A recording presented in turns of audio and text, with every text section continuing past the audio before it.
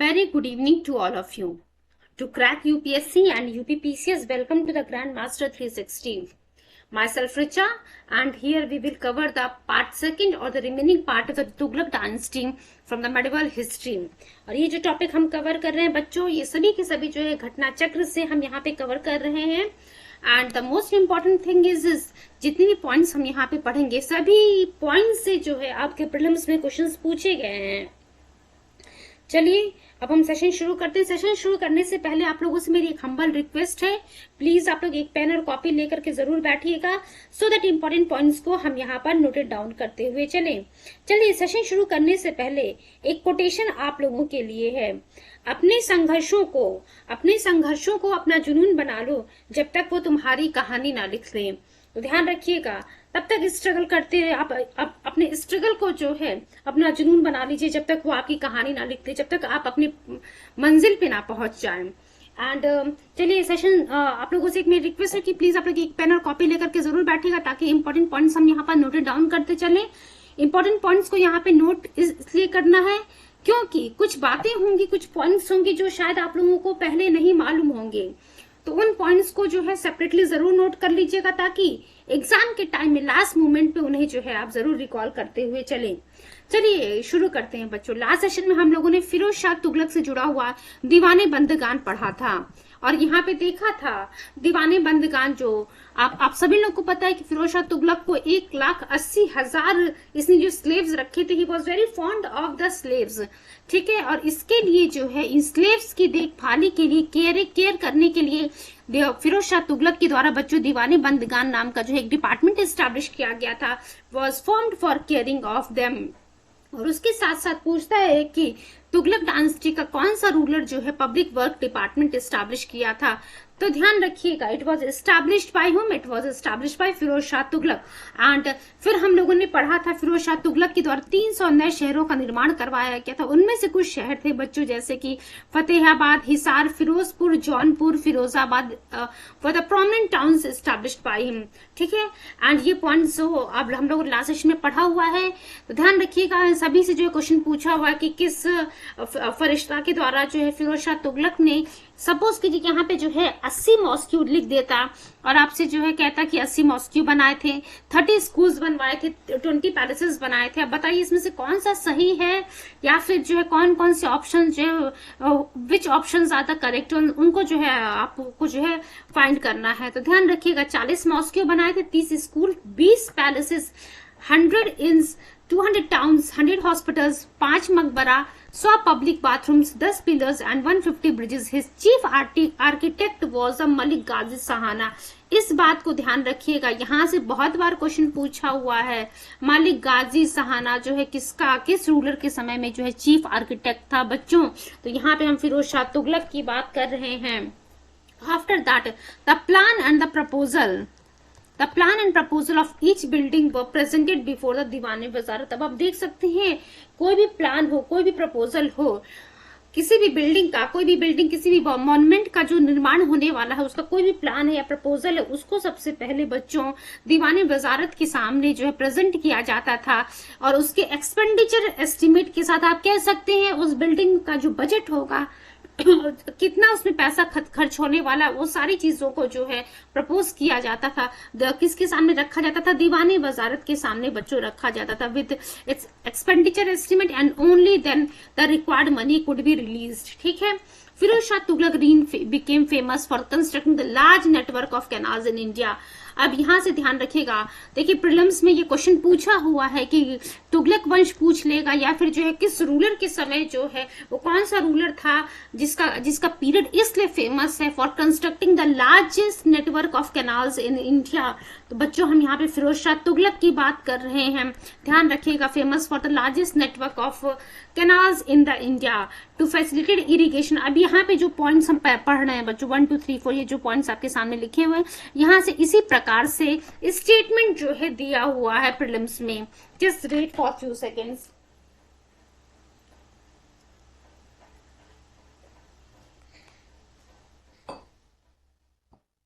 इसी प्रकार से जो है प्रीलिम्स में पूछा गया है कि the first canal was canal was 150 miles, क्या ये 150 माइल का था? तो ध्यान रखिएगा जो पहला कैनाल फिरोज शाह तुगलक के द्वारा बच्चों बनवाया गया था वो 150 माइल लॉन्ग था, which took the Yamuna river to Hisar. तो आप देख सकते हैं बच्चों ये 150 माइल 150 माइल लॉन्ग था बच्चों ये पहला कैनाल, जो कि यमुना रिवर को लेके जा रहा था, यमुना रिवर के वाटर को लेके जा रहा था, कहां तक? हिसार तक लेके जा रहा था। उसके बाद देखिए second, the other was 96 mile, पहला 150 माइल लॉन्ग था, दूसरा क्या लिखा है बच्चों? 96 miles long, which connected the Sutlej to the Ghaghara. पहला हम लोगों ने देखा यमुना रिवर वाटर को हिसार ले जा रहा है, दूसरा हम लोगों ने देखा 96 माइल्स लॉन्ग है जो कि कनेक्ट कर रहा है सतलज से घाघरा, घग्गर कहिए या फिर जो है घाघरा कहिए आप लोग इसको। Then the third canal ran from the hills of the Sirmaur to Hansi, ये ध्यान रखिएगा। दूसरा जो क्या थर्ड कैनाल था वो कहां से कहां तक जा रहा था? सिरमौर की पहाड़ियों से लेकर के हांसी तक जा रहा था। चौथे कैनाल की हम बात करें घाघरा टू फिरोजाबाद। पांचवें कैनाल की अगर हम बात करते हैं, fifth one is from the Yamuna river to the Firozabad. ध्यान रखिएगा यमुना रिवर से जो है फिरोजाबाद। पहला हम लोगों ने देखा था कि यमुना रिवर का पानी जो है हिसार तक ले जा रहा है पहला कैनाल। उसके बाद हम लोगों ने फिफ्थ कैनाल के बारे में देखा बच्चों। पांचवा कैनाल जो है यमुना रिवर से जो फिरोजाबाद, यमुना रिवर टू फिरोजाबाद के लिए बनाया गया था। ही was the first sultan of the Delhi who impose irrigation tax. अब ये जो हक्के सर्ब लिखा हुआ है, दो चीज यहाँ से क्वेश्चन पूछा हुआ। पहला पॉइंट तो ये कि हक्के सर्ब है क्या, ध्यान रखिएगा हक्के सर्ब बच्चों इरिगेशन टैक्स है। दूसरा पॉइंट पूछा हुआ है हक्के सर्ब दिल्ली के किस सुल्तान के द्वारा जो है इम्पोज किया गया था, या फिर जिसे हम इरिगेशन टैक्स कह रहे हैं वो पहला कौन सा सुल्तान था जिसने जो इरिगेशन टैक्स इम्पोज किया था। ये जो है बच्चों फिरोज शाह तुगलक की हम बात कर रहे हैं। फिरोज शाह तुगलक पहला सुल्तान था दिल्ली का जिसने इम्पोज किया इरिगेशन टैक्स। इसी इरिगेशन टैक्स को हम हक्के सर्ब कहते हैं after getting the permission from the ulemas. तो देख सकते हैं आपकी इसने जो इरिगेशन टैक्स जो इम्पोज किया है फिरोज शाह तुगलक ने अपनी मर्जी से बच्चों, ऐसे ही जो इसने अपनी मर्जी से ही नहीं इम्पोज कर दिया है, इसने पहले उलेमाओं से परमिशन लिया है। After that Firoz Shah Tughlaq impose the हक्के सर्ब और द इम्पोजिशन इरिगेशन टैक्स। ठीक है, चलिए the farmers who used to use a royal canals for irrigation had to give 1/10 portion of their produce to the government। अब देखिए जो ये इरिगेशन टैक्स एक तो इसने इम्पोज कर दिया है फिरोज शाह तुगलक ने। दूसरा पॉइंट आपको देखने को मिलेगा जो भी किसान थे, जो भी फार्मर्स थे बच्चों, इस इरिगेशन कैनाल जो इसने जो कैनाल कंस्ट्रक्ट करवाया था उसके लिए जो उस कैनाल से जो भी फार्मर्स इरिगेशन के लिए पानी यूज कर रहे थे उनको जो है अपने प्रोड्यूस अपने उपज का 1/10 जो है पोर्शन देना पड़ रहा था गवर्नमेंट को। एज आप कह सकते हैं जैसे कहते हैं ना कि आप कहीं से पानी खरीद रहे हैं उसके बदले में आपको पैसा देना पड़ रहा। इन द सेम में फिरोज शाह तुगलक के समय में जो है जो इसने कैनाल्स बनवाए थे रॉयल कैनाल्स, उससे जो भी फार्मर्स पानी यूज कर रहे थे खेती के लिए उनको अपने उपज का जो है 1/10 हिस्सा जो है गवर्नमेंट को देना था। अब हम बात करते हैं जजिया की। इस हक्के शर्त को नोट कर लीजिएगा कितना पोर्शन जो है अपने प्रोड्यूस का फार्मर्स को देना था जो रॉयल कैनाल से जो है पानी यूज कर रहे थे। देन जजिया की हम बात कर रहे हैं। जजिया वॉज इम्पोज। इस जजिया के बारे में भी जो है आप लोग नोट कर लीजिएगा। हो सकता है बहुत सारे बच्चों को जजिया के बारे में पता हो, बट एक बार जो है आप नोटेड डाउन जरूर करते हुए चलिएगा। फिरोज शाह तुगलक ने क्या किया, जजिया को जो है ब्राह्मण्स पे भी लगा दिया। ठीक है, फिरोज शाह तुगलक के द्वारा जजिया जो है इम्पोज कर दिया गया ब्राह्मण्स के ऊपर। अब यहाँ से देखिए ये जो हम लोगों ने पढ़ा है हक्के सर्व पढ़ा यानी कि इरिगेशन टैक्स पढ़ा, उसके बाद 1/10 पोर्शन ऑफ देयर प्रोड्यूस ये जो है इन्हें गवर्नमेंट को देनी थी वो पढ़ा। After that we have covered about the jizya imposed on the Brahmins by the Firoz Shah Tughlaq. अब यहाँ से बच्चों प्रीलिम्स में कैसे क्वेश्चन बन सकता है, या तो क्वेश्चन तो अलग अलग सेपरेटली तो क्वेश्चन सब जगह से आया हुआ है, बट अगर हम कंबाइन करके पूछें तो यहाँ से 4 ऑप्शन दे देगा और 3 ऑप्शन। पहला ऑप्शन दे देगा कि क्या हक्के सर्ब या फिर ये जो इरिगेशन टैक्स जिसे हम हक्के सर्ब कह रहे हैं ये फिरोज शाह तुगलक के द्वारा इम्पोज किया गया, या फिर फिरोज शाह तुगलक के द्वारा जो ये हक्की शर्ब इम्पोज किया गया है, क्या ये इरिगेशन टैक्स है? दूसरा पॉइंट आपके सामने आता है बच्चों, क्या फिरोज शाह तुगलक के बनवाए गए रॉयल कैनाल से फार्मर्स, जो भी फार्मर्स यूज कर रहे थे पानी, उनको 1/10 portion of their produce government को देना था?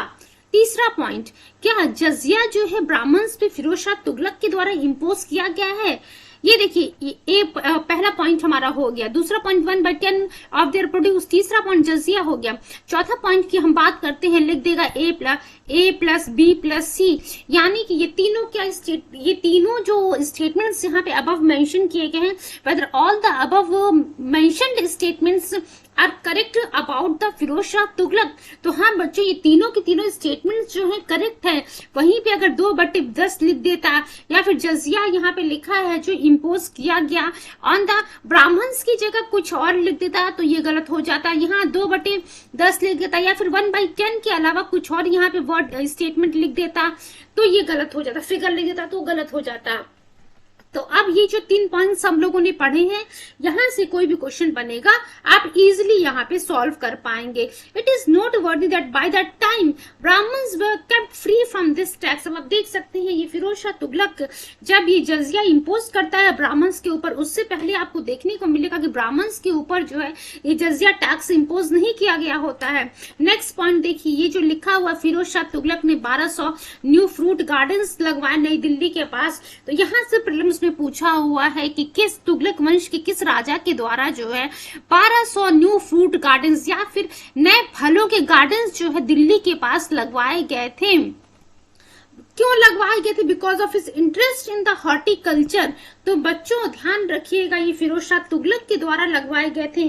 Firoz Shah Tughlaq planted 1200 new fruit gardens near Delhi due to his interest in the horticulture and rehabilitated 30 old orchards of Alauddin period. ठीक है, he also made measures to improve the quality of fruits in his orchards. ठीक है, चलिए यहाँ तक हम लोगों ने पढ़ लिया। अब हम मेरठ एंड टोपरा, ये जो लिखा हुआ है ना कि ये पूछा हुआ है कि तुगलक वंश के किस रूलर के द्वारा अशोक स्तंभ, 2 अशोक स्तंभ जो है दिल्ली लाए गए थे मेरठ और टोपरा से। तो ध्यान रखिएगा बच्चों, यहाँ पे हम फिरोज शाह तुगलक की बात कर रहे हैं। अभी जब हम प्रीवियस ईयर क्वेश्चंस को सॉल्व करेंगे वहां आपको देखने को मिलेगा कि जैसा मैंने आप लोग को बताया है सेम उसी वे में जो है आप लोगों से प्रीलिम्स में क्वेश्चंस पूछे गए हैं। Just wait for few seconds बच्चों। आप लोगों से मेरी रिक्वेस्ट है कि प्रीवियसली जो भी सेशंस प्रोवाइड किए गए हैं प्लीज उनको जरूर जाकर के आप लोग देखिएगा। बहुत ही इंपॉर्टेंट बच्चों, मॉडर्न हिस्ट्री अप्रोक्सीमेट हम लोगों ने कवर कर लिया है। Now we are covering about the medieval history. So आप लोगों से मेरी रिक्वेस्ट है कि प्लीज आप लोग प्रीवियस सेशंस को जरूर सुनिएगा। Just wait for few seconds.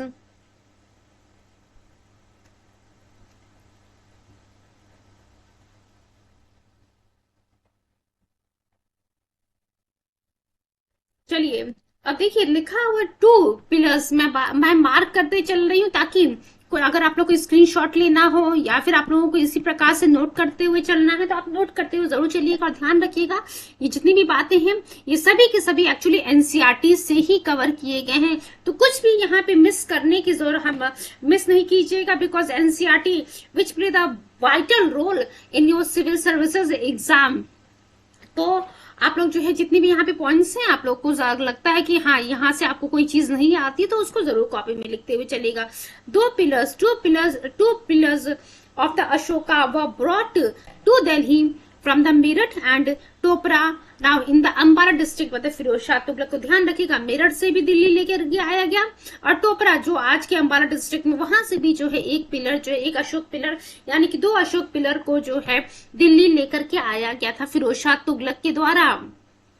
जो टोपरा पिलर है या फिर टोपरा वाला जो स्तंभ है was reestablished near the, just wait, the Topra pillar was reestablished near the palace and the mosque of the Firozabad. तो हम लोगों ने क्या देखा बच्चों, जो Topra pillar was reestablished near the palace and the mosque of the Firozabad. तो मेरठ से दिल्ली लेकर के आया गया था, टोपरा से दिल्ली लेकर के आया गया था। ये टोपरा वाला स्तंभ था उसको जो री एस्टैब्लिश किया गया near the palace and the mosque of the Firozabad, ठीक है।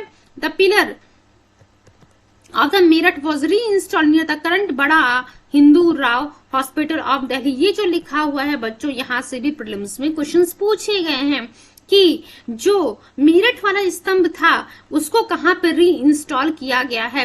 तो ध्यान रखिएगा बच्चों, मेरठ वाले स्तंभ को जो है करंट आज के समय में जो बड़ा हिंदू राव हॉस्पिटल है वहां आपको देखने को मिलेगा, वहीं पे जो है री इंस्टॉल किया गया है बच्चों।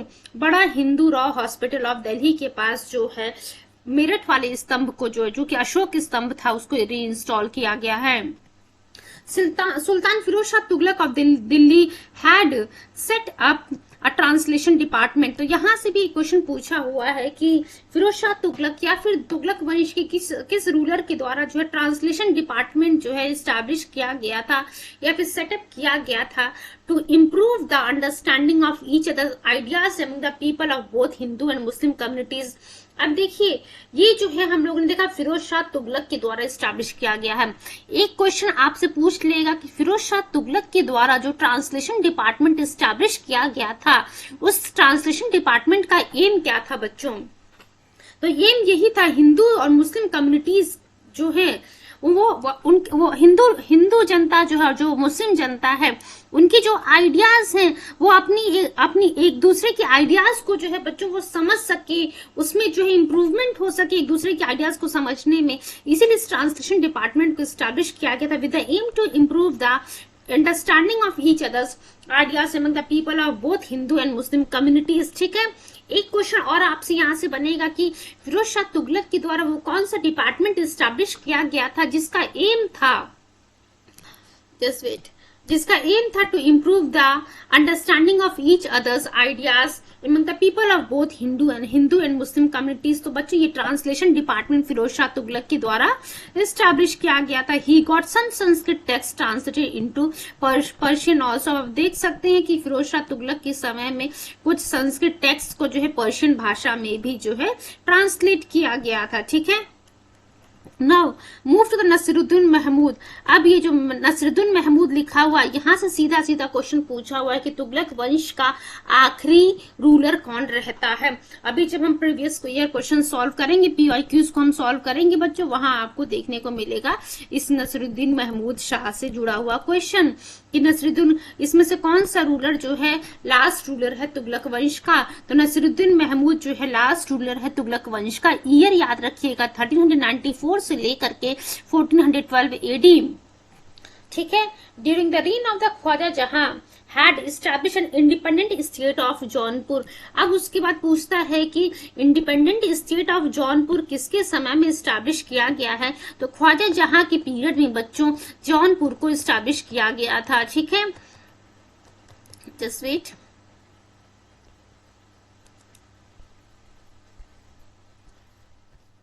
ख्वाजा जहां के समय में जो है जौनपुर को जो है इंडिपेंडेंट स्टेट ऑफ जौनपुर को जो स्टैब्लिश किया गया था।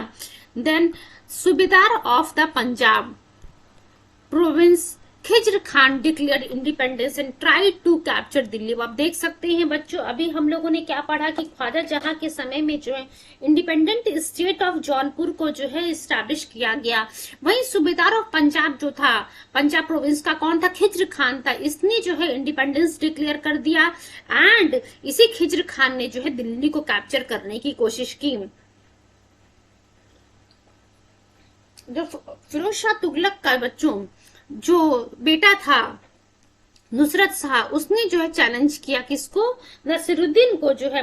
अभी हम लोगों ने नसीरुद्दीन महमूद पढ़ा था। नसीरुद्दीन महमूद को जो है जो दूसरा बेटा रहता है फिरोज शाह तुगलक का, नुसरत शाह, वो चैलेंज करता है। और आपको देखने को मिलेगा कि आप देख सकते हैं फिरोज शाह तुगलक का जो फिरोज शाह तुगलक के एक बेटे के द्वारा जो है नसीरुद्दीन महमूद को चैलेंज किया जाता है। और आपको यही देखने को मिलेगा कि तुगलक वंश जो है दो पार्ट में डिवाइड हो जाता है and both climates rule the shrunk kingdom of the Delhi simultaneously. अब देख रहे हैं, अब दिल्ली का जो किंगडम है वो छोटा सिकुड़ता जा रहा है। अब ये जो दोनों के दोनों थे, नुसरत शाह थे और नसीरुद्दीन महमूद थे, श्रंक किंगडम ऑफ दिल्ली को बच्चों एक साथ रूल कर रहे थे। नसीरुद्दीन स्टेड इन दिल्ली, नसीरुद्दीन महमूद की जिसकी हम लोगों ने बात की थी, वो was the last ruler of the Tughlaq dynasty. में ये जो है दिल्ली से रूल कर रहा था। वहीं जब हम बात करते हैं नुसरत शाह की, नुसरत शाह जो है फिरोजाबाद में रूल कर रहा है। तो क्या देखा हम लोगों ने बच्चों?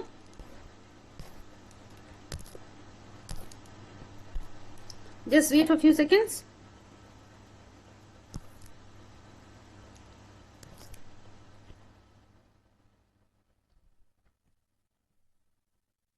अब हम लोगों ने देखा कि तुगलक डायनेस्टी जो है दो पार्ट में डिवाइड हो जाती है बच्चों। वो दो पार्ट में जो है कौन कौन रूल करता है, एक को नसीरुद्दीन महमूद रूल करता है, दूसरे को जो है नुसरत शाह रूल करता है। तो आपको देखने को मिलेगा कि जो शंख किंगडम ऑफ दिल्ली था, जो कि सिकुड़ता ही जा रहा था, आप कह सकते हैं जो दिल्ली का जो किंगडम था, उसको जो है ये दो लोग रूल कर रहे थे। नसीरुद्दीन महमूद की अगर हम बात करते हैं तो दिल्ली में रह करके रूल कर रहा था। वहीं नुसरत शाह की अगर हम बात करते हैं तो वो फिरोजाबाद में रह करके रूल कर रहा था।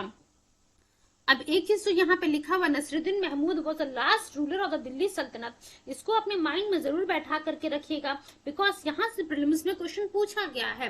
अब during the reign of the Nasiruddin Mahmud Timur, देखिए during the reign of the Nasiruddin Mahmud Timur the great Mongol general of the Central Asia invaded India. तो आप देख सकते हैं बच्चों कि नसरुद्दीन क्वेश्चन पूछा हुआ है कि तुगलक वंश के जो है किस रूलर के समय जो है तैमूर भारत में जो है इन्वेड करता है। ध्यान रखिएगा, एक तो ये तैमूर नाम याद रखना पड़ेगा आपको, एक नसरुद्दीन महमूद नाम याद रखना पड़ेगा, दूसरा 1398 एडी। ये जो 1398 एडी है बच्चों, यहाँ से प्रीलिम्स में वेरियस टाइम क्वेश्चन पूछा हुआ है। अब वो चाहे यूपीएससी हो, चाहे पीसीएस हो, चाहे वन डे एग्जाम हो, सीधा सीधा क्वेश्चन पूछा हुआ है। तुगलक वंश के किस रूलर के समय में तैमूर जो है the great Mongol general central Asia का भारत में इन्वेड करता है, नसरुद्दीन महमूद के समय में इन्वेड करता है। कब इन्वेड करता? 1398। ये बहुत ही इंपॉर्टेंट ईयर है जहां से प्रीलिम्स में बहुत बार क्वेश्चन पूछा हुआ है। एक छोटा सा डेट आपको याद रखना पड़ेगा, 1398 when Tamur invaded India during the reign of the Nasiruddin Mahmud. This statement was famous with respect to the Nasiruddin Mahmud. The Sultanate of the Shahenshah extends from the Delhi to Palam. अब ये पूछता है कि किस शहंशाह किस दिल्ली सल्तनत या फिर सॉरी तुगलक वंश के किस रूलर के लिए कहा गया है कि सुल्तान का जो है सल्तनत, वो शहंशाह का जो सल्तनत है वो दिल्ली से लेकर के पालम तक है। तो बच्चों ये नसरुद्दीन महमूद के लिए कहा गया है, दिल्ली से लेकर के पालम तक जो है इसका सल्तनत है। किसके लिए कहा गया है? नसरुद्दीन महमूद के लिए कहा गया है। तैमूर का डेट हम लोगों ने देख लिया। तैमूर का डेट क्या है? 1398 एडी में जो है ये इंडिया पे इन्वेड करता है and destroyed both the Delhi सल्तनत एंड द तुगलक डायनेस्टी। तो आप देख सकते हैं दिल्ली सल्तनत को और तुगलक वंश को नष्ट करने वाला, डिस्ट्रॉय करने वाला कौन था? वो तैमूर था, जो इंडिया पे अटैक करता है 1398 में। With the death of the Nasruddin Mahmud, Tughlaq dynasty ended in the 1412 AD. तो बच्चों ये तुगलक वंश है वो 1412 एडी में जो है आपको खत्म होते हुए देखने को मिलेगा कि 1412 एडी में तुगलक वंश खत्म हो जाता है। The warlords of the Delhi elected Daulat Khan as sultan of Delhi in 1413 AD. जब आपको देखने को मिलेगा कि नसरुद्दीन महमूद की मृत्यु हो जाती है, 1412 में जो है तुगलक वंश खत्म हो जाता है। उसके बाद जो है दिल्ली के वारलॉर्ड्स ने जो है दौलत खान को जो है as sultan of Delhi elect किया, but he was defeated by the Khizr Khan. हम लोगों ने थोड़ी देर पहले सूबेदार ऑफ पंजाब प्रोविंस के बारे में बात किया था, खिजर खान, जिसने जो है पंजाब प्रोविंस को इंडिपेंडेंस डिक्लेयर कर लिया था और दिल्ली को भी कैप्चर कर लिया था। उसी खिजर खान के द्वारा जो है ये दौलत खान जो है बच्चों हारा जाता है। He was a subedar of the Lahore province, Lahore appointed by the Timur. तो आप देख सकते हैं बच्चों जिस खिजर खान की हम लोग बात कर रहे थे उसी पहले हम लोग थोड़ी देर पहले डिस्कशन किया था, उसी खिजर खान के हाथों जो है ये दौलत खान जो है हारा जाता है and he was a subedar of the Lahore appointed by the Timur after the invasion of the Timur in 1414 AD. आप देख सकते हैं 1414 एडी में जो है तैमूर फिर से भारत पे इन्वेड करता है and he took control of Delhi and led the foundation of the new lineage Sayyid dynasty. अब देखिए, तैमूर जो है फिर से जो है भारत में 1414 एडी में अटैक करता है, दिल्ली को जो है अपने हाथों में ले लेता है और सैयद वंश की स्थापना करता है। यहाँ से हम लोगों ने देख लिया कि तुगलक वंश के जो किस प्रकार से 1412 एडी में जो है नसीरुद्दीन महमूद के खत्म होने पे तुगलक वंश खत्म हो जाता है। उसके बाद आपको सैयद वंश देखने को मिलेगा। अब चलिए हम आते हैं अपनी प्रीलिम्स के क्वेश्चंस पे बच्चों। जितने भी पॉइंट्स हम लोगों ने डिस्कस किए हैं, हर एक पॉइंट से आपके प्रीलिम्स में क्वेश्चंस पूछे गए हैं। चलिए अब हम देखते हैं क्या क्या क्वेश्चंस है हमारे सामने। आप लोगों से मेरी रिक्वेस्ट है एंड आप लोगों से मैं ये उम्मीद भी कर सकती हूँ, क्योंकि सभी पॉइंट्स हम लोगों ने पढ़ लिए हैं।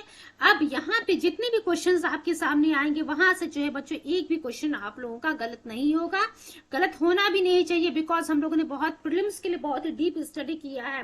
2 सेशन हम लोगों ने तुगलक वंश से लिया हुआ है। Who among the following general of the Alauddin Khilji ultimately became the first sultan of the Delhi, first sultan of the Tughlaq dynasty? तो देखिए क्या कह रहा है अलाउद्दीन खिलजी। हम लोगों ने खिलजी वंश पढ़ा था। खिलजी वंश का वो कौन सा जनरल था जो फर्स्ट सुल्तान बनता है तुगलक डायनेस्टी का, या फिर वो established the Tughlaq dynasty, who was the founder of the Tughlaq dynasty?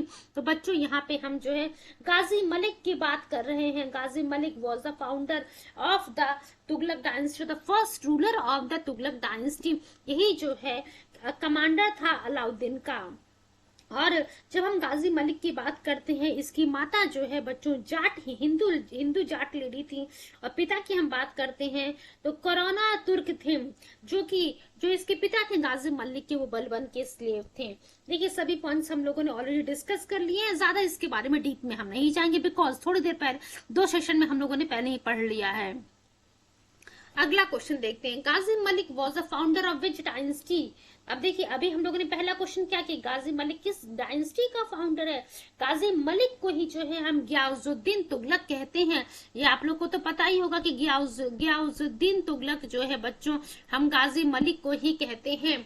Last session में हम लोगों ने पढ़ा था, तो गियासुद्दीन तुगलक को ही अगर हम गाजी मलिक कह रहे हैं, तो इस तुगलक वंश की जो है फाउंडर, स्थापना करने वाला ये गाजी मलिक ही था। और थोड़ी देर पहले जब जो सी वाला ऑप्शन आपको देखने को मिला सैयद वंश की अगर हम बात करते हैं, तो सैयद वंश के बारे में अभी हम लोगों ने पढ़ा था कि, just wait for few seconds,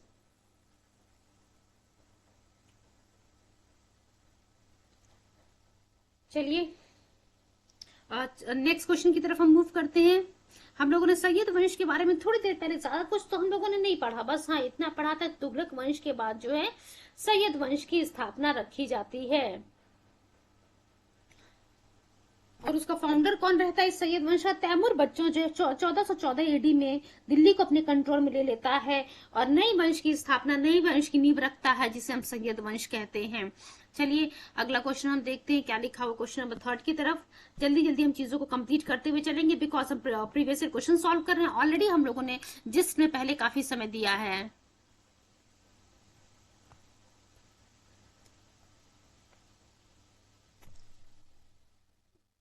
third question था बच्चों,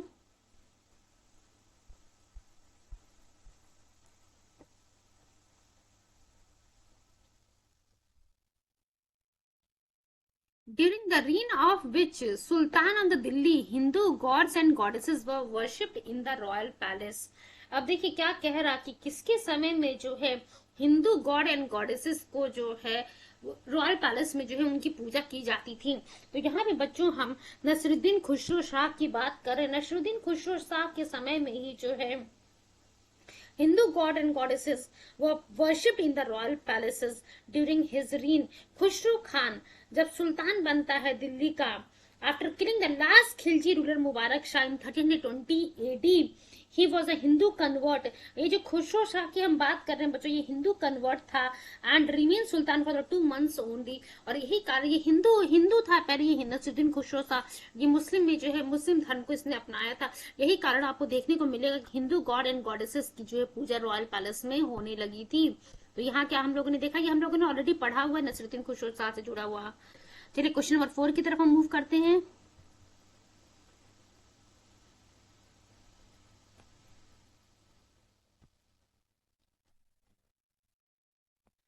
the sultan of which dynasty rule the country for the longest period. देखिए यहाँ पे क्या कह रहा है, किस वंश के द्वारा जो है सबसे लंबे समय तक जो है रूल किया गया था। चार ऑप्शन आपके सामने है, Khilji dynasty, Lodi dynasty, then slave dynasty and the Tughlaq dynasty. तो बच्चों यहाँ पे जो है हम तुगलक वंश की बात कर रहे हैं। तुगलक वंश के द्वारा जो है सबसे लंबे समय तक रूल किया गया था। अगर हम खिलजी वंश की बात करते हैं तो ध्यान रखिएगा, खिलजी वंश की अगर हम बात करते हैं 1290 एडी, 1290 एडी से लेकर के 1320 एडी तक जो है इस खिलजी वंश के द्वारा रूल किया गया। वहीं जब हम लोधी डायनेस्टी की बात करते हैं, लोधी डायनेस्टी के द्वारा 1451 एडी से लेकर के 1526 एडी तक रूल किया गया। When we talk about the Tughlaq dynasty, देखिए उसके बाद जो स्लेव डायनेस्टी लिखा है, स्लेव डायनेस्टी जो है 1206 से लेकर के 1290 एडी आपको देखने को मिलेगा। जब हम बात करते हैं तुगलक वंश की, तो तुगलक वंश के द्वारा जो है रूल किया गया था 1320 से लेकर के 1412 एडी तक बच्चों यहाँ पे रूल किया जाता है। तो आप देख सकते हैं, यहीं से अंदाजा लगा सकते हैं कि सबसे लंबे समय तक जो है तुगलक वंश के द्वारा जो है जो चार ऑप्शन हमारे सामने थे, उन चार ऑप्शंस की हम बात करें, वहां से हम देखने को मिलेगा कि सबसे लंबे समय तक तुगलक वंश के द्वारा रूल किया गया था। चलिए क्वेश्चन नंबर 5 की तरफ हम मूव करते हैं। फटाफट हम चीजों को जो है बाइंड अप करते हुए चलेंगे बच्चों। Question number 5, the most lord, ये हम लोगों ने पढ़ा था बच्चों, मैंने बताया था एमबीटी जिसको मैंने कहा था, या फिर आप लोग जो शॉर्टकट बहुत सारे बच्चे भी निकालते हैं, मोहम्मद बिन तुगलक की बात कर रहे हैं हम लोग। मोहम्मद बिन तुगलक जो है ये जो दिल्ली सल्तनत का वो रूलर था जो कि बहुत ही ज्यादा पढ़ा लिखा हुआ था।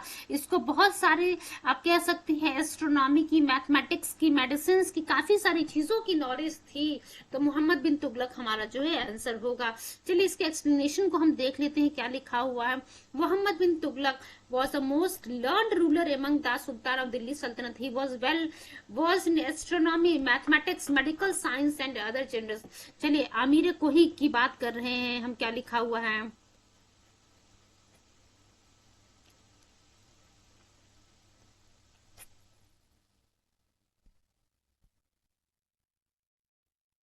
Just wait.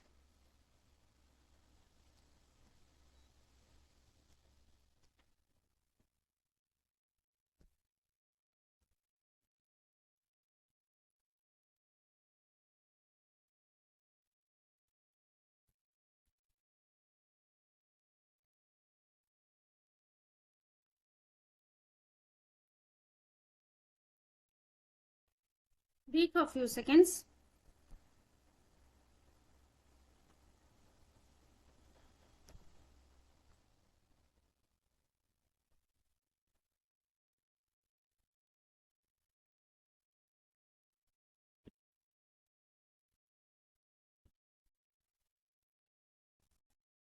चलिए बच्चों अब हम क्वेश्चन नंबर 6 की तरफ मूव करते हैं। क्वेश्चन नंबर 6 में हम देखेंगे which sultan introduce a new department Amir Kohi. तो देखिए आमीर कोही की अगर हम बात कर रहे थे बच्चों तो हम लोगों ने पढ़ा था आमीर कोही को हम दीवाने कोही भी कहते हैं, जो कि एग्रीकल्चर से जुड़ा हुआ डिपार्टमेंट था और ये इंट्रोड्यूस किया गया था मोहम्मद बिन तुगलक के समय में। तो हम लोगों ने पढ़ा था बच्चों मोहम्मद बिन तुगलक के समय में आमीर कोही नाम का जो है एक नया डिपार्टमेंट एस्टैब्लिश किया गया था। तो मोहम्मद बिन तुगलक, इसके चलिए एक्सप्लेनेशन को हम देख लेते हैं, थोड़ा सा हम पढ़ेंगे यहाँ पे। मोहम्मद बिन तुगलक ने जो है एक नया डिपार्टमेंट एस्टैब्लिश किया था जिसे हम दीवाने आमीर कोही भी कह रहे थे, या फिर जो है दीवाने कोही भी कहा जा रहा था। ये जो है एग्रीकल्चर के डेवलपमेंट के लिए इस डिपार्टमेंट को जो है एस्टैब्लिश किया गया था। चलिए नेक्स्ट क्वेश्चन देखते हैं, question number 7। Again question number 7 जो क्वेश्चन नंबर 6 से ही जुड़ा हुआ है। कौन सा रूलर जो है दीवाने आमीर को ही डिपार्टमेंट को एस्टैब्लिश करता है। तो यहाँ पे अगर मैं आपको ऑप्शन नहीं भी देती हूँ तभी आप जो है सही आंसर बताएंगे कि मोहम्मद बिन तुगलक के द्वारा दीवाने आमीर को ही डिपार्टमेंट को जो है एस्टैब्लिश किया गया था। अगला क्वेश्चन देखिए क्वेश्चन नंबर 6। क्वेश्चन नंबर 6 में भी क्या लिखा है, the department of the Diwane Amir को he dealt with which of the following during Saltanat period. तो हम लोगों ने पढ़ा था दीवाने आमीर को ही जो है एग्रीकल्चर के डेवलपमेंट के लिए मोहम्मद बिन तुगलक के द्वारा बनवाया गया था। एग्रीकल्चर इसका सही आंसर होगा। अब देखिए नेक्स्ट क्वेश्चन क्या लिखा हुआ है, which sultan of Delhi had established a separate agriculture department, had plan the rotation of the crops. तो यहाँ पे हम किसकी बात कर रहे हैं, मोहम्मद बिन तुगलक की। वहां एग्रीकल्चर डिपार्टमेंट यानी कि हम दीवाने आमीरे कोही की बात कर रहे हैं, जो एग्रीकल्चर के विकास के लिए जो डिपार्टमेंट बनवाया गया था, किसके द्वारा, मोहम्मद बिन तुगलक के द्वारा। Hope so each and every point is clear too. लगातार हम जो है क्वेश्चन दीवाने आमीरे कोही से ही कर रहे हैं। अब देखिए अगला क्वेश्चन नंबर 10, देखिए दीवाने कोही इज एसोसिएटेड विथ, क्या मुझे आपको ऑप्शन बताना पड़ेगा, नहीं, मोहम्मद बिन तुगलक की हम बात कर रहे हैं। क्वेश्चन नंबर 11 की तरफ हम मूव करते हैं। Mohammad bin Tughlaq had transferred his capital from Delhi to, Delhi से जो है मोहम्मद बिन तुगलक के द्वारा अपनी राजधानी कहाँ ट्रांसफर की गई थी, transferred his capital from Delhi to Daulatabad, यानी कि देवगिरी की हम बात कर रहे थे बच्चों, दौलताबाद की हम बात कर रहे थे। एमबीटी यानी कि Mohammad bin Tughlaq had shifted his capital from Delhi to Daulatabad यानी कि देवगिरी। तो हम लोगों ने पढ़ लिया है बच्चों इसके बारे में ऑलरेडी, तो बार बार जो है चीजों को रिकॉल नहीं किया जाएगा क्योंकि जो है काफी सारा टाइम इसमें जो है कंज्यूम हो जाता है। चलिए क्वेश्चन नंबर 12 की तरफ हम मूव करते हैं।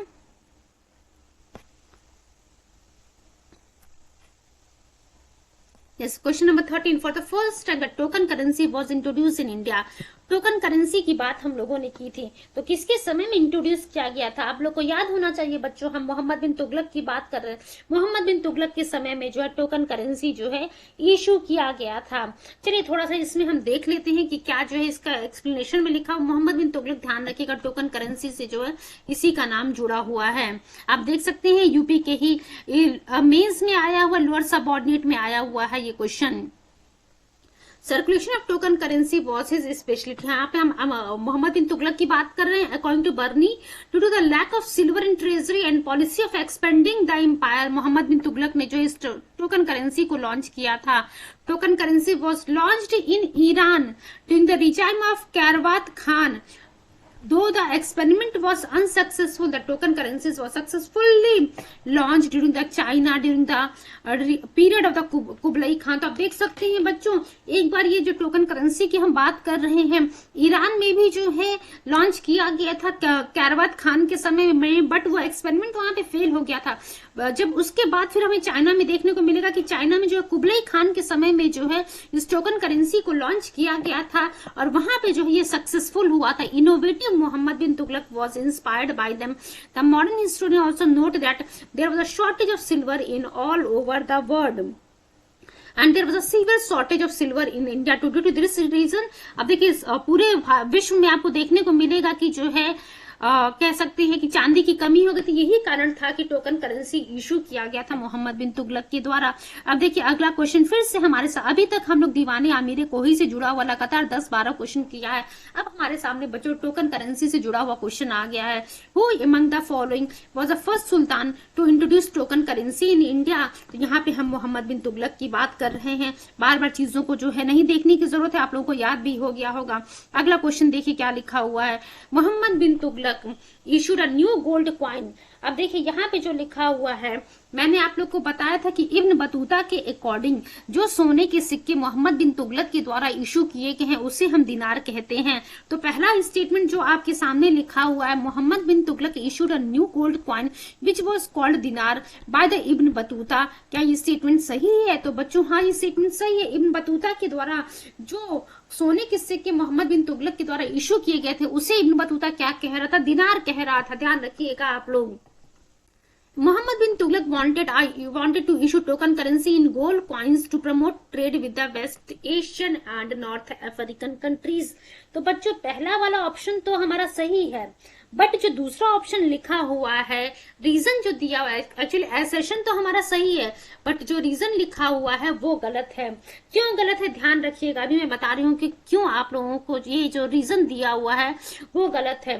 क्यों? क्योंकि इसने जो टोकन करेंसी इशू किया था मोहम्मद बिन तुगलक ने, कॉपर कॉइन्स में इशू किया था to promote the military power, not for the trade with the West Asian and North African countries. तो बच्चों मिलिट्री पावर को इंक्रीज करने के लिए जो है, उसको मजबूत करने के लिए मोहम्मद बिन तुगलक के द्वारा जो है टोकन करेंसी जो कि कॉपर कॉइन्स थी उसको इशू किया गया था। आप देख सकते हैं कि पहला स्टेटमेंट हमारा ए सही है और आर जो है गलत, रीजन जो है गलत है। चलिए नेक्स्ट क्वेश्चन की तरफ हम मूव करते हैं बच्चों।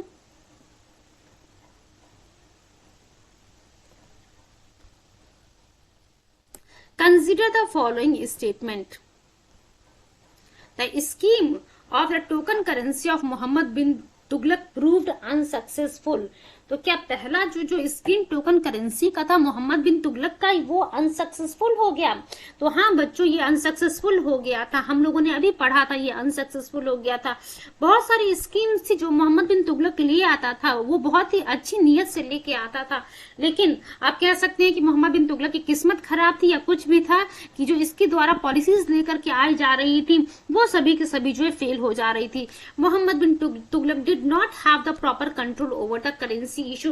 यही कारण बना कि जो है मोहम्मद बिन तुगलक के द्वारा जो टोकन करेंसी इशू किया गया था वो जो है अनसक्सेसफुल होता है, फेल हो जाता है। यानी कि A and R both are correct, but A and R both are correct and R is the correct explanation of the assertion. ठीक है, यानी कि हमारे सामने देखते हैं ऑप्शन कहाँ दिया हुआ है। आप देख सकते हैं बच्चों, पहला वाला ऑप्शन, ए वाला ऑप्शन हमारा सही है। चलिए नेक्स्ट क्वेश्चन की तरफ हम मूव करते हैं, क्वेश्चन नंबर 17 की तरफ।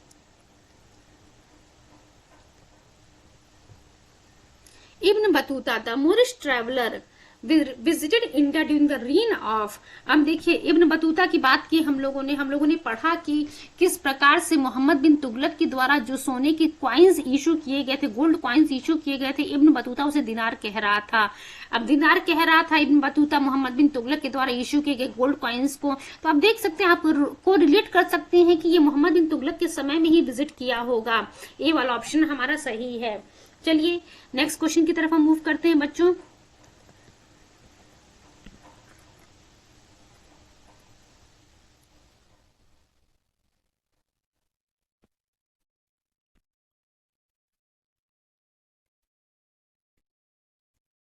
Medieval traveller and writer Ibn Battuta belong to which country? तो चलिए सबसे पहले तो जो है हम लोग किताबे रहला वाला भी बात पढ़ना था, एक बार इसके एक्सप्लेनेशन को देख लेते हैं प्रीवियस वाले क्वेश्चन को। इब्न बतूता एक अफ्रीकन ट्रैवलर था, मोरक्को ओरिजिन का, ध्यान रखिएगा, मोरक्को ओरिजिन का जो है एक अफ्रीकन ट्रैवलर था इब्न बतूता। ये भारत आता है मोहम्मद बिन तुगलक के समय में। Mohammad bin Tughlaq appointed him as a qazi of the Delhi. और 1342 की हम बात करेंगे, जो है मोहम्मद इब्न बतूता को मोहम्मद बिन तुगलक के द्वारा China as an ambassador of the sultan भेज दिया जाता है। इब्न बतूता ने जो है अपनी इस जर्नी के बारे में किताब अल रहला में जो है मेंशन किया गया है। तो इस बात को ध्यान रखिएगा, किताब अल रहला किसके द्वारा लिखा गया है? इब्न बतूता के द्वारा लिखा गया है बच्चों। काफी सारे क्वेश्चंस हैं हमारे सामने, अप्रोक्सीमेट 47 क्वेश्चंस हैं बच्चों। तो 2 क्वेश्चन और करके आज के सेशन को हम यहीं पे बाइंड अप करेंगे। चलिए देखते हैं, medieval traveller and writer Ibn Battuta belong to which country? तो African traveller of the Morocco origin. Morocco origin अभी हम लोगों ने पढ़ा था, मोरक्को ओरिजिन का था ये इब्न बतूता। अगला क्वेश्चन देखिए क्या लिखा हुआ, Ibn Battuta visited India during the reign of. क्या मुझे अभी भी आप लोग को बताना पड़ेगा बच्चों कि इब्न बतूता किस तुगलक वंश के रूलर के समय में या फिर जो है किस रूलर के समय में भारत विजिट करता है? तो मोहम्मद बिन तुगलक के समय में जो है ये इब्न बतूता भारत आता है। लास्ट क्वेश्चन आज का हम करते हैं, उसके बाद रिमेनिंग 25 क्वेश्चंस को नेक्स्ट सेशन में कंप्लीट करेंगे हम। Who of the following has given a detailed description of the postal system obtaining during the सल्तनत पीरियड? तो यहाँ भी हम बच्चों इब्न बतूता की ही बात कर रहे हैं। चलिए इसके एक्सप्लेनेशन को देखते हैं क्या लिखा हुआ है यहाँ पे। The detailed description of the postal system is obtained from the chronicle journey of the Ibn Battuta. ठीक है, he was a resident of the Tangier region of Morocco. हम लोगों ने देखा, और भारत आता है मोहम्मद बिन तुगलक के समय में। किताब उल रहला जो है इसकी फेमस बुक है। चलिए आज के सेशन को हम यहीं पे बाइंड अप करते हैं। एंड सेशन एंड करने से पहले लास्ट में एक बार फिर से जो है आप लोगों के लिए मैं एक मोटिवेशन कोट लेकर के आई हूँ।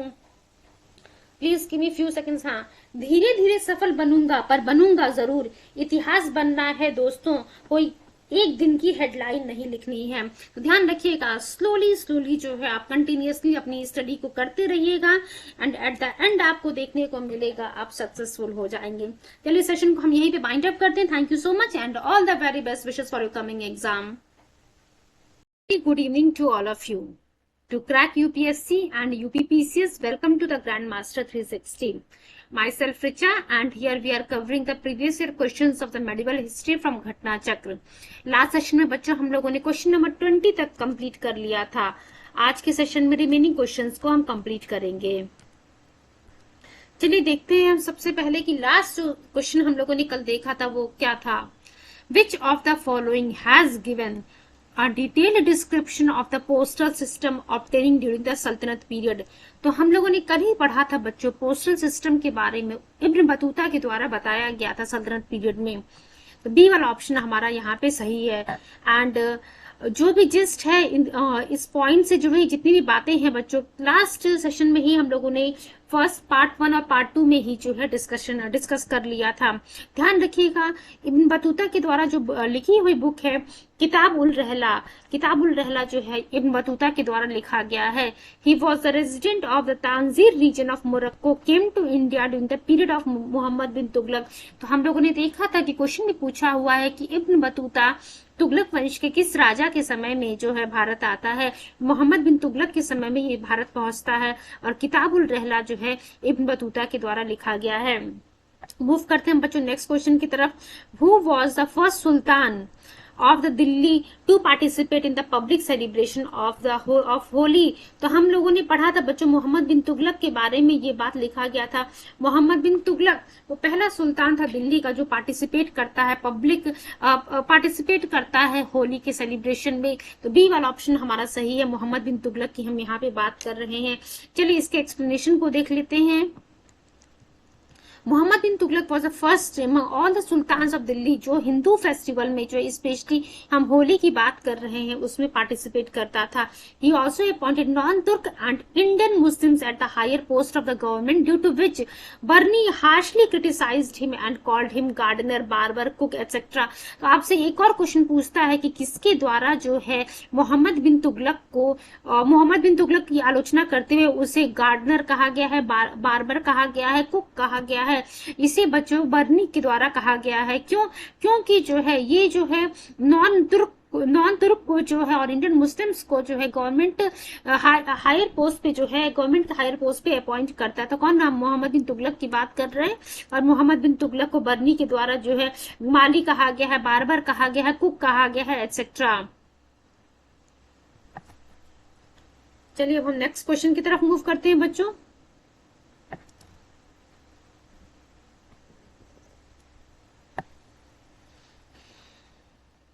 चलिए देखते हैं। अब अगला क्वेश्चन है किस राजा के लिए कहा गया था कि राजा को उसकी प्रजा से और प्रजा को उसकी राजा से जो है मुक्ति मिल गई है। तो बच्चों ये मोहम्मद बिन तुगलक के लिए कहा गया था। ध्यान रखिएगा मोहम्मद बिन तुगलक के लिए जो है ये स्टेटमेंट यूज किया गया है। Just wait for few seconds.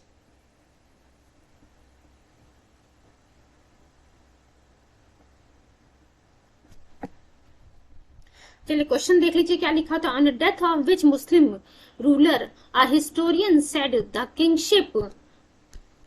king was freed from his people and they from their king। तो यहाँ बच्चों ये मोहम्मद बिन तुगलक के लिए ये स्टेटमेंट कहा गया है। चलिए अगला क्वेश्चन देखते हैं हम। नेक्स्ट क्वेश्चन नंबर 23 की तरफ मूव करते हैं, देखते हैं क्या लिखा हुआ है। देखिए ये जितनी भी बातें हम यहाँ पे डिस्कस कर रहे हैं सभी चीजें जो है ये लिखी गई हैं। और एक और चीज पूछेगा ये स्टेटमेंट जो था कि राजा को उसकी प्रजा से और प्रजा को उसकी राजा से मुक्ति मिल गई है किसके द्वारा कहा गया है। बदायूं के द्वारा जो है जब मोहम्मद बिन तुगलक की मृत्यु होती है तब ये स्टेटमेंट लिखा गया था। क्वेश्चन नंबर 23 देखिए क्या लिखा हुआ है। The king was freed from his people and they were freed from their king. ये जो है बदायूं के द्वारा किसकी मृत्यु पे कहा गया था, कमेंट किया गया था। तो मोहम्मद बिन तुगलक की मृत्यु पे जो है ये बात कही गई थी। डी वाला ऑप्शन हमारा यहाँ पे सही है। Badauni made this statement about Mohammad bin Tughlaq in his work Muntakhab ut Tawarikh. तो ध्यान रखिएगा बच्चों अब यहाँ से एक चीज आपको देखने को मिल रहा है कि एक और क्वेश्चन आपसे पूछ सकता है कि मुंतखाब उत तवारिख जो है किसके द्वारा लिखा गया है। तो ये बच्चों ये बदायूं की वर्क है, ध्यान रखिएगा it is a work of the Badauni. Next question हम देखते हैं क्या लिखा हुआ है बच्चों।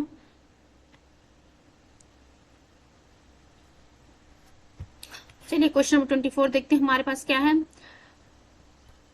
Which one the following Sultan provided employment to the unemployed।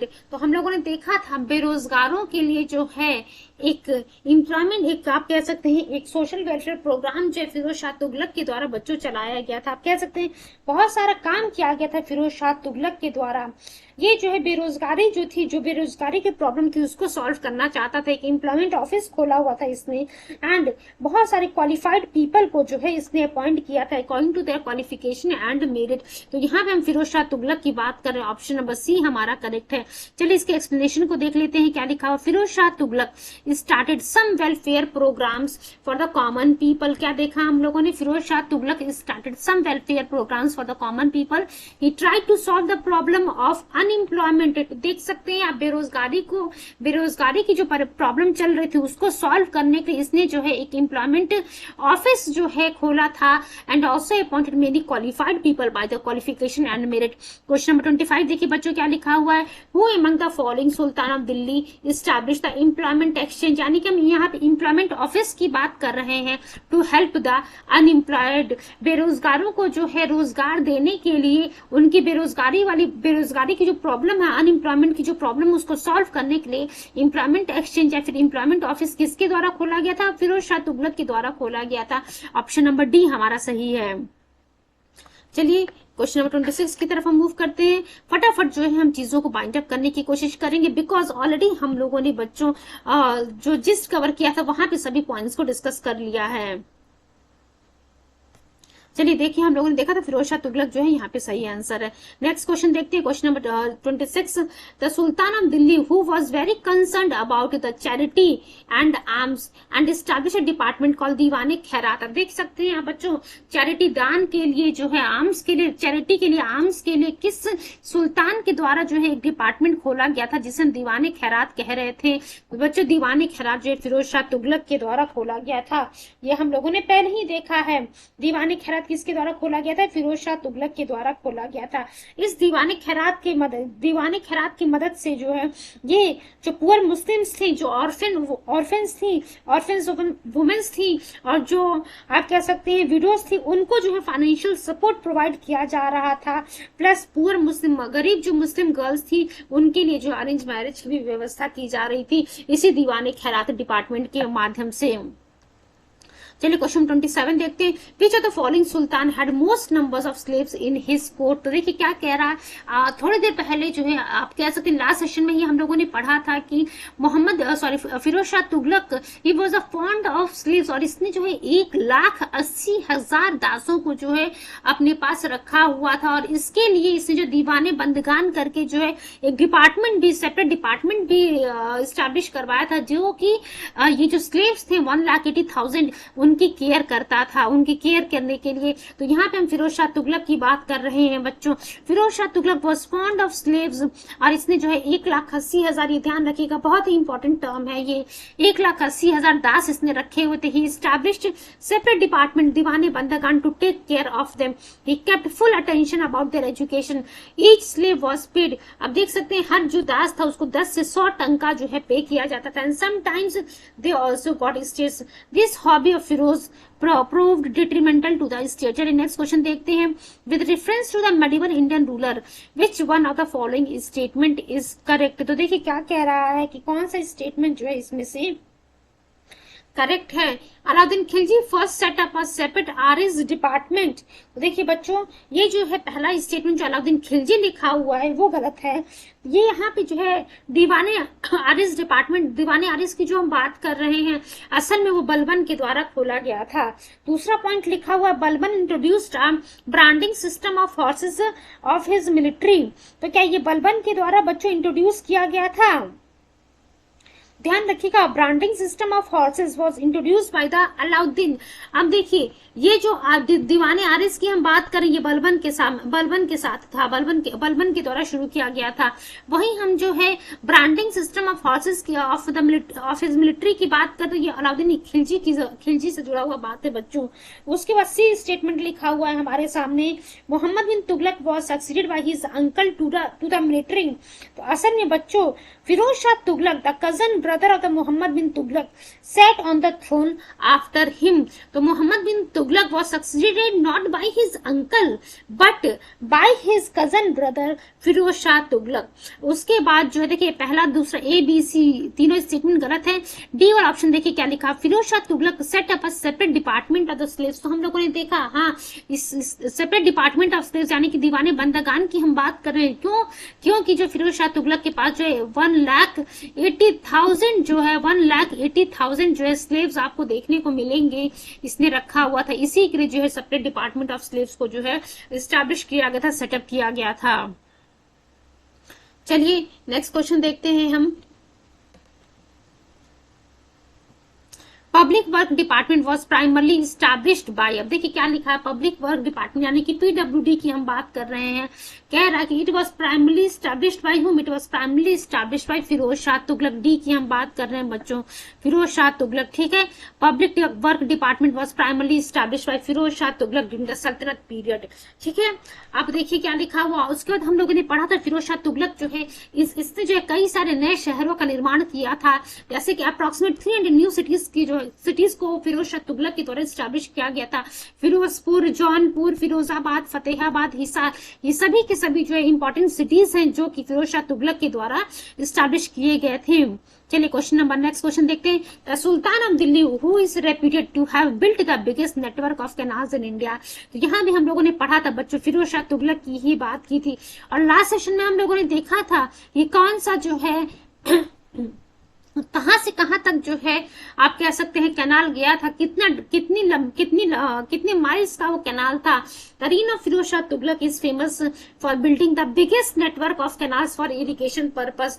जैसे सतलज से घग्गर जो है 96 माइल था, यमुना से हिसार जो है 150 माइल्स, सिरमौर टू हासी, उसके बाद Ghaggar to Firozabad and Yamuna to Firozabad. आप देख सकते हैं इसने जो है फिरोज शाह तुगलक ने 150 कुएं भी जो है इरिगेशन के लिए खुदवाए थे and betterment of the passenger. ठीक है, चलिए अब नेक्स्ट क्वेश्चन की तरफ हम मूव करते हैं. बाकी जितने भी पॉइंट्स यहाँ पे लिखे हुए हैं वो सभी की सभी चीजें जो है ऑलरेडी हम लोगों ने डिस्कस कर ली हैं. चलिए क्वेश्चन नंबर 31 की तरफ देखते हैं क्या लिखा हुआ है हमारे पास है. Which sultan Delhi sultan build the maximum number of canals. क्या मुझे अभी भी आप लोग को बताना है कि दिल्ली सल्तनत के किस सुल्तान के द्वारा जो मैक्सिमम नंबर ऑफ कैनाल्स बनवाया गया था.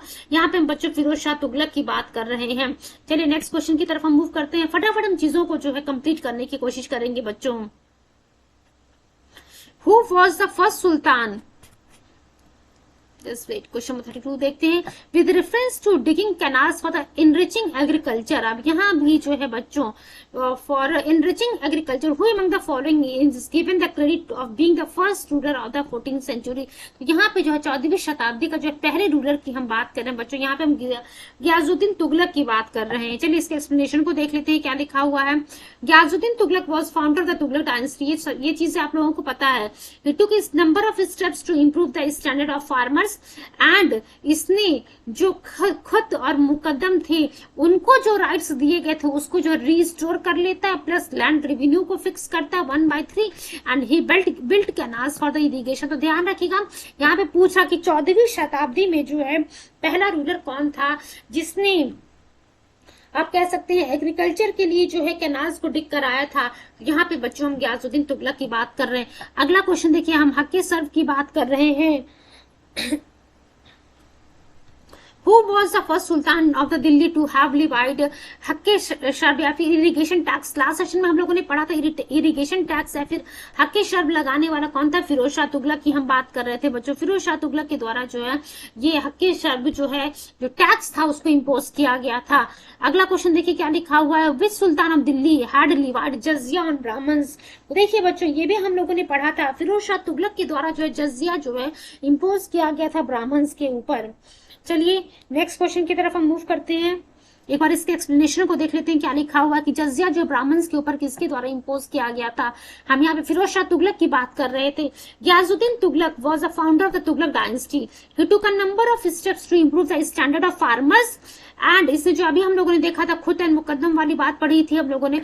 ही built canals for the irrigation. Fine, next point देखते हैं बच्चों. Just wait for few seconds. यहाँ पे कुछ चीजें जो है मिसप्रिंट हो गई हैं. ध्यान रखिएगा यहाँ पे बच्चों, एक्चुअली में ये जो आपको एक्सप्लेनेशन क्वेश्चन नंबर 34 में देखने को मिल रहा है, क्वेश्चन नंबर 32 में भी जो है सेम एक्सप्लेनेशन दिया हुआ है। तो हम यहाँ पे बात कर रहे थे जजिया जो है किसके द्वारा इम्पोज किया गया था ब्राह्मण्स के ऊपर। तो यहाँ पे बच्चों हम फिरोज शाह तुगलक की बात कर रहे थे। Please give me few seconds.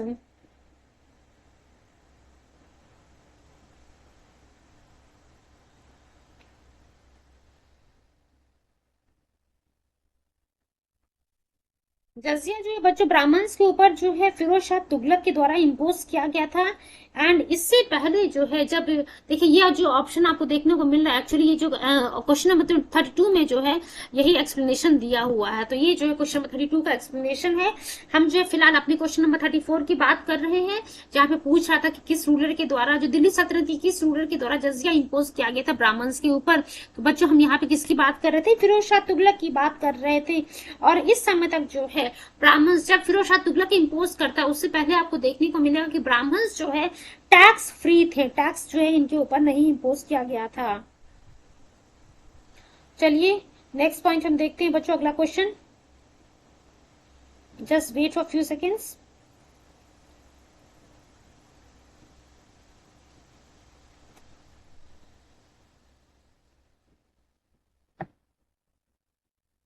चलिए क्वेश्चन नंबर 35 देखते हैं हम लोग क्या लिखा हुआ है हमारे सामने है। Which one the following Sultan of Delhi introduce measures for improving the quality of the fruits.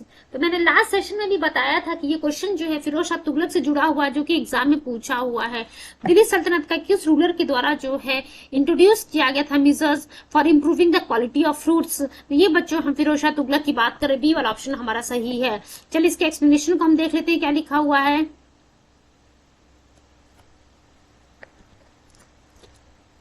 Due to his interest in horticulture, Firoz Shah Tughlaq planted 1,200 new orchids near the Delhi and also restored 30 old gardens of the Alauddin. He took measures to improve the quality of fruits in his orchids. So, बहुत important है ये। उसके बाद अगला question जो है ये भी फिरोज शाह तुगलक से ही जुड़ा हुआ है। फिरोज शाह तुगलक के द्वारा 2 अशोक स्तंभ थे जो टोपरा और मेरठ में, उनको जो है वो दिल्ली लेकर के आता है। तो देखिए क्या लिखा, who brought 2 Ashoka pillars to the Delhi from the Topra and Meerut. तो यहाँ पे बच्चों हम फिरोज शाह तुगलक की बात कर रहे हैं। फिरोज शाह तुगलक के द्वारा ये काम किया गया था। जो ये बच्चों he brought 2 pillars of Ashoka from Meerut and Topra. Now in the, ये टोपरा जो है अभी हमारा डिस्ट्रिक्ट में आपको देखने को मिलेगा, दिल्ली ये लेकर के आते हैं। और जो टोपरा वाला बच्चों पिलर था, स्तंभ था, उसको कहाँ इस्टेब्लिश किया जाता है, रीस्टैब्लिश किया जाता है near the mosque of the Firozabad. और जो मेरठ वाला स्तंभ था उसको रीस्टैब्लिश किया था बड़ा Hindu Rao hospital of Delhi near a mount कशके शिखर। चलिए अगला क्वेश्चन देखते हैं हम, question number 37। Which sultan of Delhi brought Ashoka's pillar to Delhi. तो ये तो आप लोग को पता ही है, मेरठ और टोपरा से जो है अशोक स्तंभ को दिल्ली लाने वाला कौन था, ये फिरोज शाह तुगलक था। क्वेश्चन 37 भी आप लोगों का कंप्लीट हो गया। नेक्स्ट क्वेश्चन देखते हैं क्या लिखा हुआ है बच्चों। Which sultan of Delhi establish a translation department to help both communities to understand each other ideas better. तो यहाँ पे जो है बोथ कम्युनिटीज यानी कि हिंदू कम्युनिटी की बात कर रहे हैं और मुस्लिम कम्युनिटी की बात कर रहे हैं बच्चों। तो ये भी हमारा फिरोज शाह तुगलक के द्वारा ही किया गया था। फिरोज शाह तुगलक ने एक ट्रांसलेशन डिपार्टमेंट जो है स्टैब्लिश किया था फॉर द पर्पस, ताकि जो हिंदू कम्युनिटी है, जो मुस्लिम कम्युनिटी के लोग हैं, वो अपनी आइडियाज को जो है बेटर तरीके से एक्सचेंज कर सके। एंड इसने जो है फिरोज शाह तुगलक के द्वारा कुछ संस्कृत टेक्स्ट को जो है बच्चों पर्शियन लैंग्वेज में ट्रांसलेट किया गया। चलिए क्वेश्चन नंबर 39 की तरफ हम मूव करते हैं। The first Indian ruler to organize Hajj pilgrimage from the state exchequer। तो ये भी बच्चों हम फिरोज शाह तुगलक की बात कर रहे हैं। फर्स्ट इंडियन रूलर था जो ऑर्गेनाइज करता है हज pilgrimage from the state exchequer. He completed many welfare works. ठीक है, अब देखिए दीवाने, फिरोज शाह तुगलक की हम बात करें, हम लोगों ने देखा था किस प्रकार से दीवाने खैरात दीवाने खैरात जो है स्टैब्लिश करवाया गया था फिरोज शाह तुगलक के द्वारा बच्चों।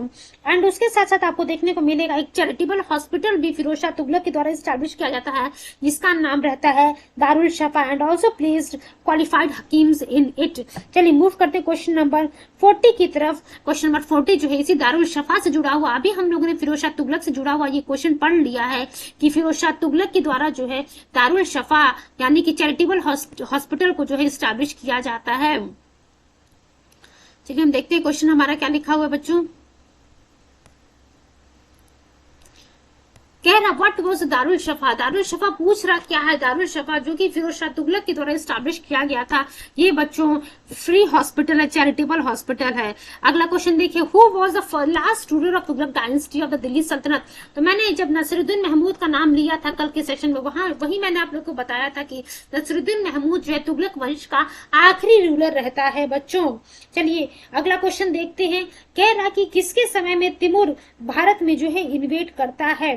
तो ध्यान रखिएगा बच्चों, तिमूर जो है, चलिए क्वेश्चन पहले हम क्वेश्चन पे मूव करते हैं। क्वेश्चन नंबर 42 हमारे पास क्या है, तिमूर जो है किसके समय में भारत पर इन्वेट करता है। तो आप सभी लोग को पता है 1398 की जब हम बात करते हैं, 1398 में तिमूर जो है बच्चों भारत में आता है।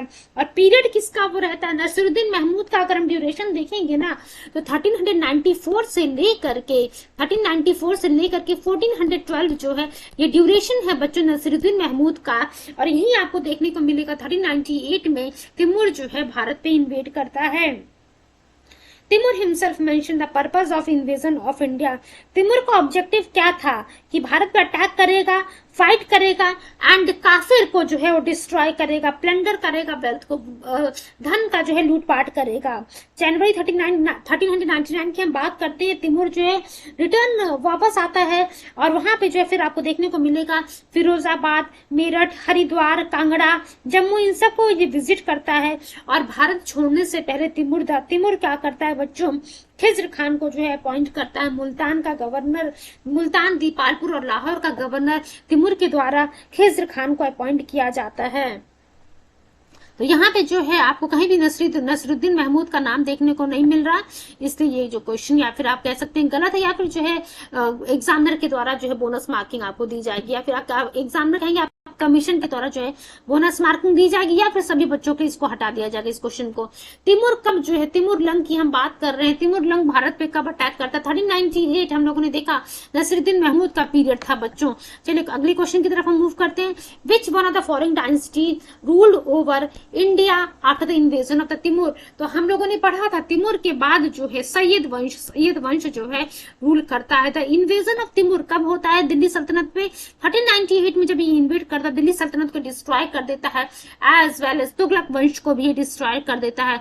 तुगलक डायनेस्टी जो है खत्म होने की कगार पे आ जाती है कब, नसीरुद्दीन महमूद की डेथ के बाद। दौलत Khan, after that Daulat Khan became the new sultan of Delhi in 1380 और खिज्र खान डिफीटेड हिम। खिज्र खान जो है आपको देखने को मिलेगा, खिज्र खान जो इस दौलत खान को हरा देता है। Who was the governor of Lahore appointed by Timur लेमही फ्रॉम सैयद डायनेस्टी इन 1480। तो देखा हम लोगों ने किस प्रकार से सैयद डायनेस्टी की जो है स्थापना की जाती है खिज्र खान के द्वारा। अगला क्वेश्चन देखिए क्या लिखा हुआ, arrange the following in the chronological order. अब देखिए क्या लिखा है, रुकनुद्दीन का नाम दिया हुआ है, मुबारक खान, देन फिरोज शाह तुगलक, देन आलम शाह, ये 4 नाम दिया हुआ है आपके सामने और कह रहा है अटैक। आप इसको जो क्रोनोलॉजिकल ऑर्डर में अरेंज कीजिए। अगर हम रुकनुद्दीन की बात करते हैं बच्चों 1236 एडी, 1236 एडी जो है रुकनुद्दीन का पीरियड है। ध्यान रखिएगा, just wait for few seconds. 1236 AD जो है रुकनुद्दीन का पीरियड है। उसके बाद जब मुबारक खान की हम बात करते हैं बच्चों 1316 से लेकर के 1320 एडी जो है उनका इसका ड्यूरेशन है। फिरोज शाह तुगलक की हम बात करते हैं 1351 से लेकर के 1380 एडी, एंड आलम शाह की हम बात करते हैं 1445 से लेकर के 1451 एडी। जब आप इसे क्रोनोलॉजिकल ऑर्डर में अरेंज करेंगे you will find option number C is the correct one. Fine, आप ये एक्सप्लेनेशन देख लीजिएगा। अगला क्वेश्चन देखिए क्या लिखा हुआ है, Ain ul Mulk Multani did not serve under which of the following rulers. अब बताइए आप मुझे क्या लिखा हो, इसका क्या आंसर सही होना चाहिए। एन उल मुल्क मुल्तानी जो है किसके अंडर जो है did not serve under which of the following ruler. तो देखिए बच्चों यहाँ पे जो है हमारे सामने अलाउद्दीन खिलजी लिखा है, अलाउद्दीन खिलजी के अंडर भी सर्व किया, मोहम्मद बिन तुगलक के अंडर में भी इसने काम किया है। एंड आफ्टर दैट क्या लिखा हो, चलिए देखते हैं हम बी और सी और डी ऑप्शन क्या हमारे सामने है। Just wait. Firoz Shah Tughlaq and Iltutmish. तो फिरोज शाह तुगलक के समय में भी जो है इसने, फिरोज शाह तुगलक को भी इसने अपनी सर्विस प्रोवाइड की, इल्तुतमिश नहीं, इल्तुतमिश वाला जो ऑप्शन गलत है। एन उल मुल्क मुल्तानी की हम बात करते हैं, serve under Alauddin Khilji, Mohammad bin Tughlaq and Firoz Shah Tughlaq. 1305 की हम बात करते हैं, अलाउद्दीन खिलजी ने जो है एन उल मुल्क मुल्तानी को जो सेंट्रल इंडिया भेजता है, where he conquered Malwa in his last day he was busy in the conquest of the south. ठीक है, चलिए अगला क्वेश्चन देखते हैं हम। Question number 47, which on the following is not correctly match. इसमें से कौन सा जो है करेक्टली मैच नहीं है बच्चों। तो राणा हमीर जो है मेवाड़, ये सही है। राणा चंदा मारवाड़, ये भी सही है। मलिक राजा फरूकी खंडेश, ये भी सही है। मलिक सरवार ख्वाजा जहान, ये गलत। जो मलवा लिखा हुआ ये बच्चों यहाँ पे गलत है। चलिए बच्चों आज के सेशन को हम यहीं पे बाइंड अप करेंगे एंड नेक्स्ट सेशन में हम लोग जो है लोधी वंश को कंप्लीट करेंगे, लोधी डायनेस्टी को उसे जुड़ा हुआ जिस्ट पढ़ेंगे एंड अप्रोक्सीमेट 12 क्वेश्चन है लोधी वंश से जुड़े हुए, उसको जो है प्रीवियस क्वेश्चन को हम लोग सॉल्व करेंगे। चलिए आज के सेशन को हम यहीं पे बाइंड अप करते हैं। Thank you so much and please like share and subscribe the channel. Thank you so much.